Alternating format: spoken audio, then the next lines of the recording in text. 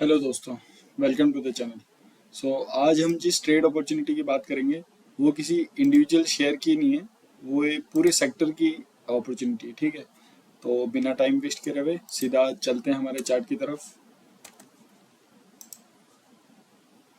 तो मैं बात कर रहा हूँ निफ्टी आईटी की। ठीक है, ये हमने लगा लिया मंथली चार्ट। ठीक है, जैसा कि आप देख सकते हैं, हम इस पर एक जो रेजिस्टेंस लेवल दिख रहा है वो बना लेते हैं। ये आप देख सकते हैं, यहाँ से इसने राउंडिंग बॉटम बनाया है, कप और ये एक हैंडल। ठीक है, कप एंड हैंडल बना के मंथली, ये मंथली चार्ट है, वीकली चार्ट नहीं। ठीक है, और यहाँ पर ब्रेकआउट दे दिया। ब्रेकआउट देने के बाद ये पुल बैक लिया और यहाँ पर वापस एक अच्छी सी कैंडल बना दिया। ये बुलिश कैंडल है, काफ़ी नीचे से बहुत एक लंबी विक्स है, यहाँ पर अच्छी बाइंग दिख रही है। ठीक है, इस कैंडल को हैमर कैंडल बोलते हैं। ठीक है, तो मंथली के ऊपर हैमर कैंडल बन रही है रिटेस्ट के बाद, और यहाँ से रिलेटिव स्ट्रेंथ भी इंप्रूव हो चुकी है, यहाँ से ब्रेकआउट दे दिया है मतलब। ठीक है, तो ये चार्ट दिख रहा है आपको। ठीक है, तो ये बहुत ही स्ट्रॉन्ग चार्ट है, स्ट्रॉन्ग पैटर्न है, वो भी मंथली के अंदर। ठीक है, मंथली के अंदर मतलब सारी नॉइस कैंसिल आउट हो जाती है, जो काफ़ी मतलब अच्छे पैटर्न्स बनते हैं मंथली के अंदर। ठीक है, तो निफ्टी आईटी आईटी जो शेयर्स है, मेनली जो कंसल्टेंसी कंपनीज है, ठीक है, जो सर्विसेज प्रोवाइड करती है, consultancy like TCS, Infosys, Wipro, LTTS, Tech Mahindra, इन सब से बनी हुई है। ठीक है, जो बड़ी बड़ी कंपनी है मेन।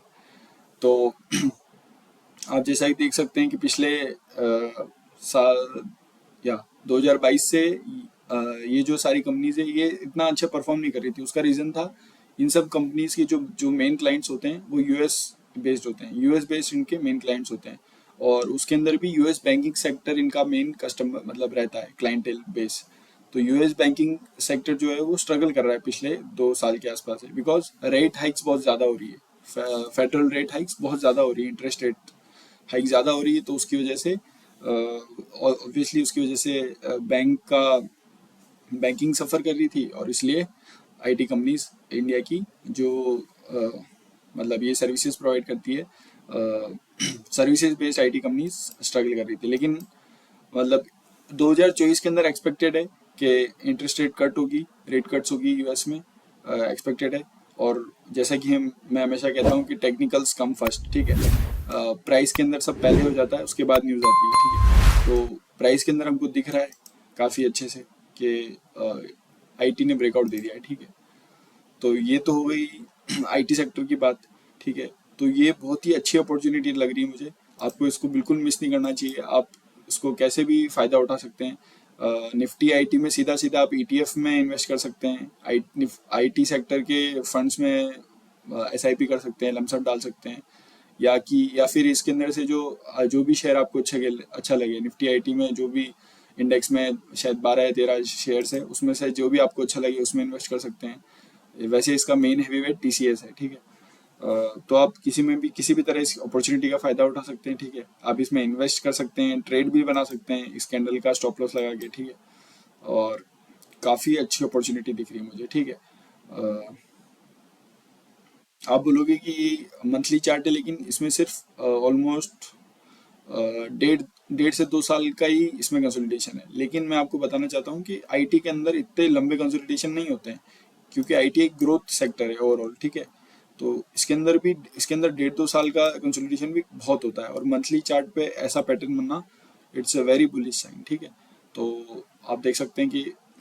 मतलब ये काफ़ी अच्छी अपॉर्चुनिटी है। मैं इस बात को मतलब जितना एम्फेसाइज करूँ उतना कम है। ठीक है, हम इसके और मतलब इन इस चीज़ का और एग्जांपल्स देख लेते हैं। ठीक है, कुछ एग्जांपल्स बताना चाहूँगा मैं आपको।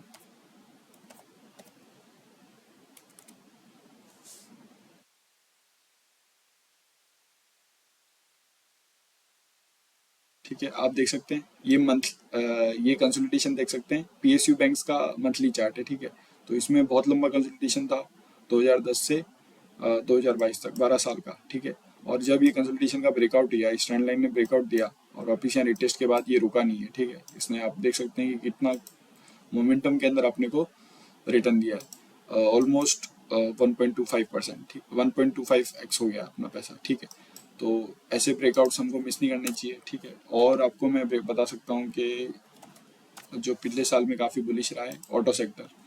ऑटो सेक्टर में आपको सेम ऑलमोस्ट सेम पैटर्न मिल जाएगा, ठीक है। ये कब बनाया, यहाँ पर थोड़ा सा पैटर्न टाइप बनाया, फिर वापस कंसोलिडेट किया, उसके बाद आप देख सकते हैं कि मतलब इसकी रैली तो कितनी ज़्यादा स्ट्रांग रही है, ठीक है। ऑलमोस्ट वही बहुत ही क्विक मोमेंटम के साथ इसने 100% रिटर्न दे दिया, ठीक है। तो ये कुछ एग्जांपल्स थे।